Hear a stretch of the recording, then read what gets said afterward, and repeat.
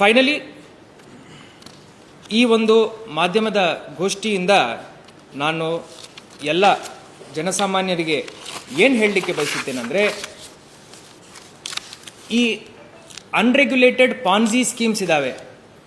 ನಾವು ಮಾಧ್ಯಮದಲ್ಲಿ ನಾನಿರಲಿ, ನನ್ನ ಸಿ ಪಿ ರವರಿರಲಿ, ಎಸ್ ಪಿ ರವರಿರಲಿ, ನಾವು ಸರಿಸುಮಾರೊಂದು 1000 ಸತಿ ಹೇಳಿದ್ದೀವಿ. ಈ ಜಾಸ್ತಿ ಇಂಟ್ರೆಸ್ಟಿಗೆ ತಾವು ಟೆಂಪ್ಟ್ ಆಗಿಬಿಟ್ಟು ನಮಗೆ ನೀವು 1000 ರೂಪಾಯಿ ಕೊಟ್ಟಿದ್ದೀರಂದರೆ 2000 ಸಿಗುತ್ತೆ, 3000 ಸಿಗುತ್ತೆ ಅಂತ ಯಾರು ಹೇಳ್ತಾರೆ, ಇವೆಲ್ಲ ಫ್ರಾಡ್.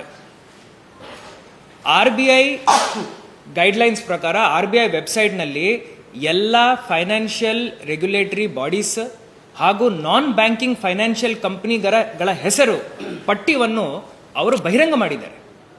ಅಲ್ಲಿ ಹೋಗಿ ಆ ಪಟ್ಟಿನಲ್ಲಿ ಅವರು ಇದ್ದಾರಾ ಇಲ್ಲನ ಅಂತ ಚೆಕ್ ಮಾಡಿಕೊಂಡು ಆವಾಗ ಇನ್ವೆಸ್ಟ್ ಮಾಡಬೇಕು. ಇನ್ವೆಸ್ಟ್ ಮಾಡೋದು ತಪ್ಪಲ್ಲ, ಬಟ್ ಈ ರೀತಿಯ ಯಾವುದೇ ರೆಗ್ಯುಲೇಟರಿ ಫ್ರೇಮ್ವರ್ಕಲ್ಲಿ ಬರಲಾರ್ದ ಸಂಸ್ಥೆಗಳಲ್ಲಿ ಅವರು ಇನ್ವೆಸ್ಟ್ ಮಾಡೋದು ಬಹಳ ತಪ್ಪು, ಅದು ಇಲ್ಲಿಗಲ್ ಆಗುತ್ತೆ. ಫೈನಲಿ ಈಗ ನಾವು KPID ಸೆಲ್, ಬಡ್ ಸೆಲ್ ಅಂತ ಏನು ಮಾಡಿದ್ದೀವಿ, ಇದನ್ನು ನಾವು ಬಹಳ ಸ್ಟ್ರೆಂಥನ್ ಮಾಡಿದ್ದೀವಿ. ಹಿಂದಿನ 2 ತಿಂಗಳಲ್ಲಿ ನಮ್ಮ ಬೆಳಗಾವಿನಲ್ಲೇ 1 ವರ್ಷದಿಂದ ಸುಮಾರು ಈ ಥರ ಕೇಸಸ್ ಪತ್ತೆ ಆಗ್ತಾ ಇದ್ದಾವೆ. ನಮ್ಮ ಮಾಧ್ಯಮ ಸಮಿತ್ರರು ತಾವು ಹೇಳಿದಿರಿ, ನನಗೂ ನನ್ನ ಸಿ ಪಿ ರವ್ರಿಗೂ ತಾವು ಹೇಳಿದಿರಿ ದ್ಯಾಟ್ ಇದನ್ನು ಹೆಂಗೆ ರೆಗ್ಯುಲೇಟ್ ಮಾಡ್ತೀರಂತ.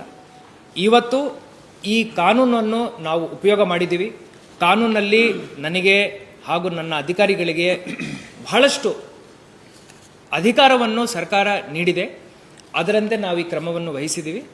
ಈಗ ಮುಂದಿನ ಪೊಲೀಸ್ ಆ್ಯಕ್ಷನ್ ಏನಾಗುತ್ತೆ, ಅವರು ಯಾವ ರೀತಿ ಸೀಜರ್ ಮಾಡ್ತಾರೆ ಆ್ಯಂಡ್ ಆ ಸೀಜರ್ ಆದ ನಂತರ ಅವರ ಪ್ರಕ್ರಿಯೆ ಏನಿರುತ್ತೆ ಅದರ ಬಗ್ಗೆ ಪೊಲೀಸ್ ಆಯುಕ್ತರು ಮಾತಾಡ್ತಾರೆ.